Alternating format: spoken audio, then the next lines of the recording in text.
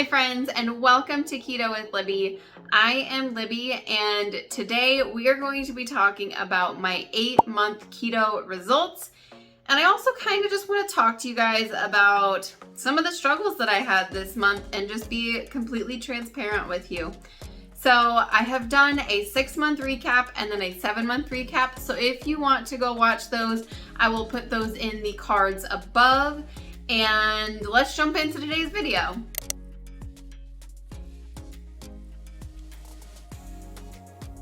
So I think I'm just gonna go over the results first because I do really want to talk to you guys about some things that have happened over this month, and I think after you hear the results, you'll kind of understand the other things after.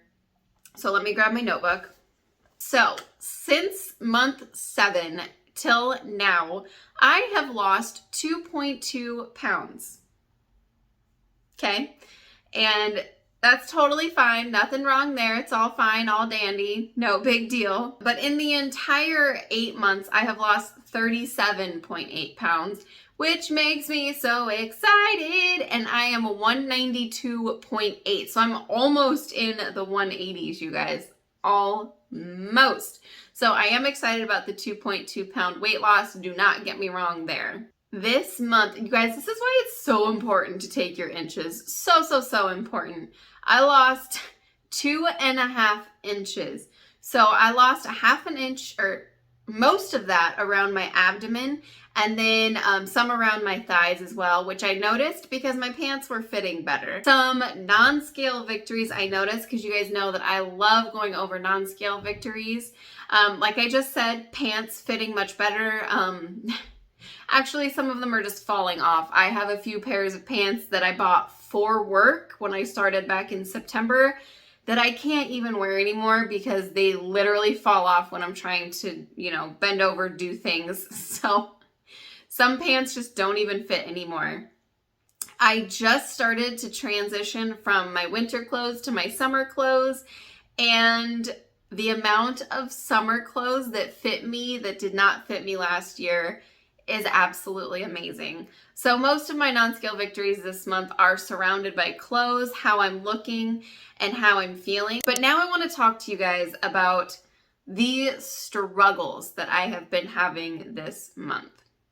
Unfortunately, the very beginning of this month, we had one of our horses pass away, and that was really difficult. It was not expected, and it hit pretty hard, and you never know how you're going to react to things until it happens.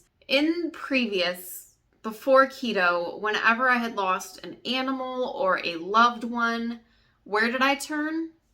Food, comfort food, ice creams, burgers, mashed potatoes. Food warning, I'm sorry, that was kind of a trigger warning for all the foods that I just said. Comfort food, complete comfort foods. And I kind of did the same thing. I did the same thing, but with keto comfort foods. I ate a lot of keto convenient foods. And this is basically most of the month because it was just kind of a trickle effect. You know how life is, we lost the horse and then a family member passed away, and then work has been brutal, to say the least, absolutely brutal. And I'm realizing that I still have a lot of work to do on my emotional eating and turning to food for comfort. I thought that I had it under control, but I haven't had anything to kind of trigger my, default response. So that is what this month has taught me. This month has taught me that I am still a very emotional eater. My feelings still contribute a lot to what I eat. That is why I only lost 2.2 pounds this month. Granted, I'm still losing. I'm happy about that. But I know I didn't feed my body the best foods. I had a lot of the keto breads. I had a lot of the keto wraps. I didn't pay attention to my macros that well. I know that I wasn't kicked out of ketosis at all, but I did not pay attention to my protein. I didn't really care how much fat I ate. So I was probably overeating on dietary fat, probably really under eating on protein. And Mother's Day came around and I decided, to still eat my feelings for Mother's Day. And I got a keto cheesecake from a local store. So, I mean, it's a huge, huge cheesecake. So I have been eating that ever since Mother's Day. And I just know I'm not doing the best. And I need to do better this next month. So this next month, I'm going to focus more on the whole foods, getting back on track. Now, I'm not beating myself up for eating this way. I know that I had, it wasn't a traumatic experience, but it was definitely unexpected and it threw me for a loop. I am very proud of myself for not cheating, having a cheat meal, because I know I would be beating myself up about that because I just feel like absolute crap if I eat carbs. If you're anything like me and you struggle with emotional eating and it's just your emotions are so tied to food, you're sad, you want to eat food, you're happy, you want to eat food, it's still a work in progress, even 8 months down the road. And that's what this month has really, really taught me, is that I have a lot of work to do still, but I've come so far.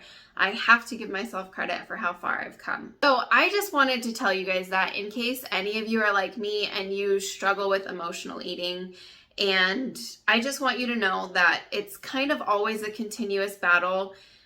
We are raised to tie our emotions to things. Like I said, we're happy, we eat, we're sad, we eat. And I am just trying to break that pattern in myself. I just want to think of food as kind of neutral. I want to think of it as feeding my body for fuel and nutrition and not my emotions. So any tips and tricks that you have for me are more than welcome. But this month I am focusing on doing more of a strict keto. So in month 9, I will update you on how that is going. Hopefully it's going better. Hopefully nothing else comes up in life. Obviously there's always stressors, and usually the little stressors I can handle, but those kind of bigger ones got to me a little bit and I was surprised. So if you liked this video, give me a comment and a like down below. I want to know what's working for you, what isn't working for you. We have to be transparent about the struggles as well as the wins. Like this journey has not been just all the way uphill. It has had its ebbs and flows, and that is exactly what it's supposed to do. It's life. We're never on this uphill trajectory. It's always those ebbs and flows. So thank you so much for joining me today. I am so proud of you for starting this journey, for being on your journey wherever you're at. So keep going, and I will see you in the next one. Bye.